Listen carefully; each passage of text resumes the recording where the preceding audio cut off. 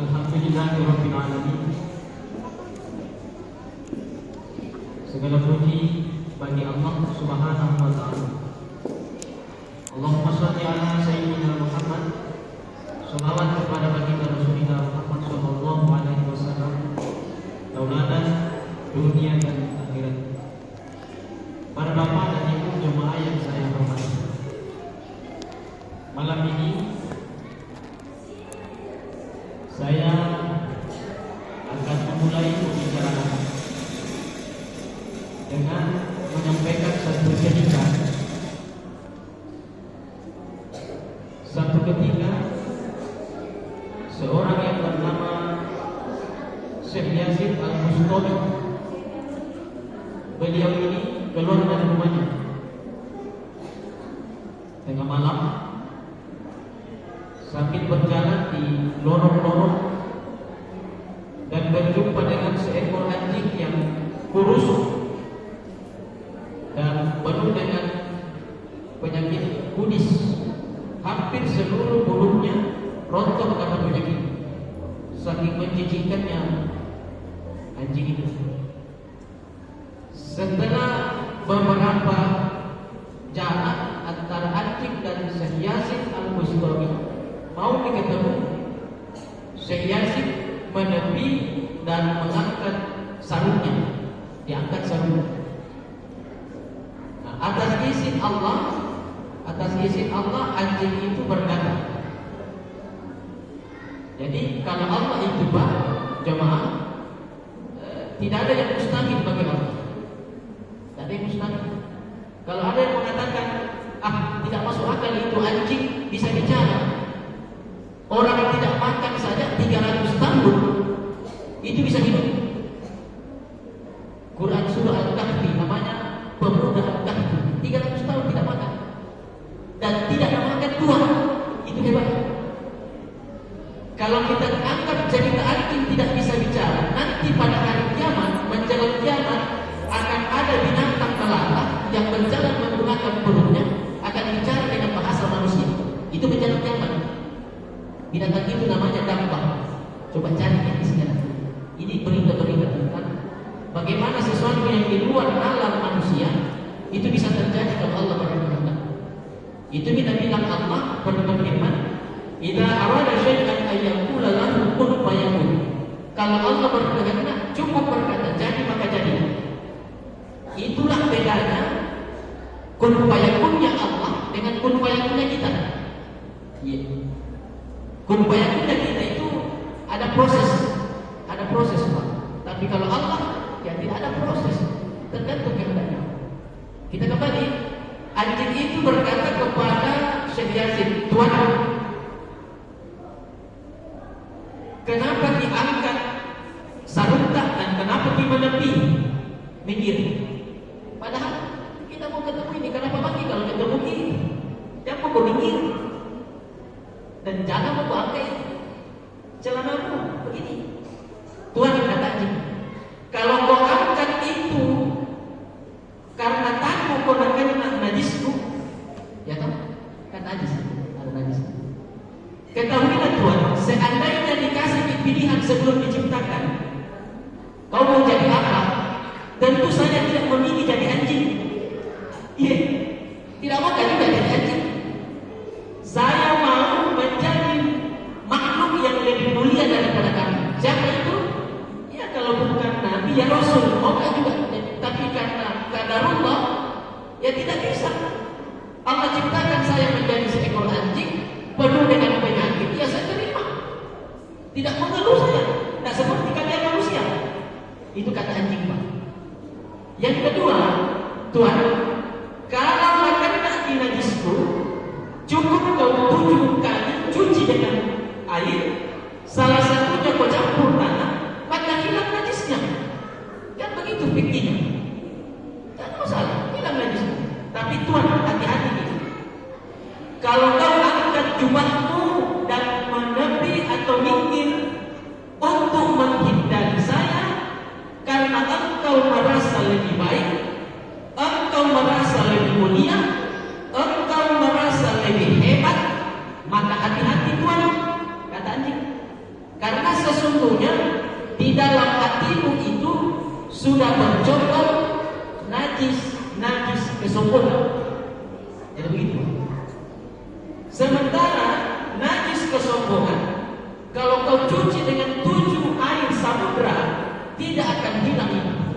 Dia akan tetap ada pada hati manusia. Nah, ketika itu Syekh Yazid berkata, maafkan saya dan kita bersahabat. Nabi Syekh Yazid, Nabi tidak bukan. Saya tidak mau bersahabat dengan manusia, termasuk dirimu. Sebab kalau nanti kita berjumpa di keramaian, orang-orang itu mencium tanganmu, memeluk kau karena hargai. Tabe-tabe lewat depanmu. Sementara saya mau menyapa kamu, mau mendekat karena kita sahabat, mau mendekat. Kamu paham bahwa kita sahabat, tapi orang lain pasti akan ambil batu dan lempar saya. Dan bilang, menjijikkan, dan lemparkan. Itulah manusia. Kalau kita tidak akrab, cepat sekali memponis. Itulah manusia. Kalau tidak kenal dia akan cuekin. Beda dengan kau yang kenal saya. Masyaallah muslim. Lalu kemudian Syekh Yazid kembali ke rumahnya. Malam itu juga beliau bertaubat kepada Allah, mohon ampun kepada Allah dan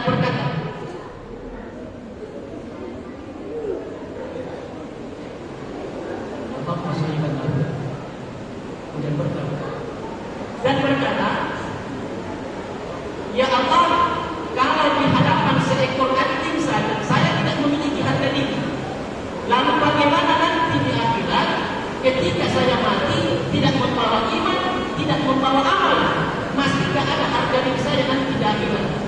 Sementara di akhirat kita masuk surga dengan pandangan rahmat dari Allah.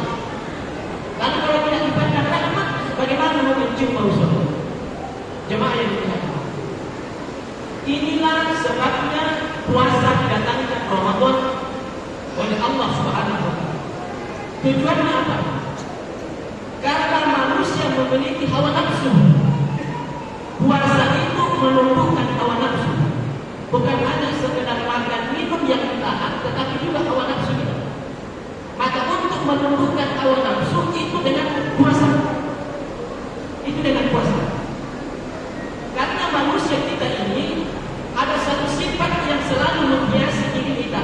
Sifat itu namanya anania, merasa diri baik, merasa diri berjasa, merasa diri pintar, merasa diri kaya, merasa diri cantik, terhormat dan sebagainya dibanding orang lain.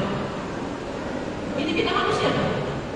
Karena itu datangnya puasa untuk menekan hawa nafsu kita, untuk menganggap remeh orang lain. Bahaya Pak itu. Sehingga itulah kata Nabi bersabda, asyamu junnah. Puasa itu adalah perisai, pelindung. Wa yastaqimu bil abdi minal nar, pelindung dari diri seorang hamba dari api neraka Allah Subhanahu wa taala.